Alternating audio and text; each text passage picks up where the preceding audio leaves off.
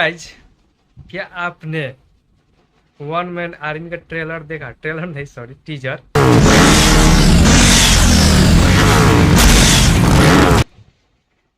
यहाँ लगता है भोजपुरी में ऐसा फिल्म नहीं बन सकता है, लेकिन वहीं पर चिंटू पांडे यानी प्रदीप पांडे और चिंटू ने ये करके दिखा दिया है कि कम बजट में हम एक अच्छा फिल्म बना सकते हैं, वो भी साउथ बॉलीवुड के टक्कर में। तो आप अगर नहीं देखे हैं तो देखिए। पंच लाइन भी बहुत ही बेहतरीन ढंग से मारा गया है।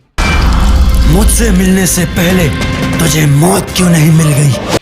तो आप जाकर देखिए और ज़्यादा से ज़्यादा प्यार दीजिए इस टीजर को, क्योंकि एक नई शुरुआत है भोजपुरी की तरफ से। एक अच्छी फिल्म है जो कि सीधा साउथ और बॉलीवुड को टक्कर दे रही है। आप इसका टीजर देखिए और ज़्यादा से ज़्यादा प्यार दीजिए, क्योंकि भोजपुरी को भी आगे बढ़ाना है, तो हम लोग को ही बढ़ाना पड़ेगा। तो चलिए देखिए और ज़्यादा से ज़्यादा प्यार दीजिए।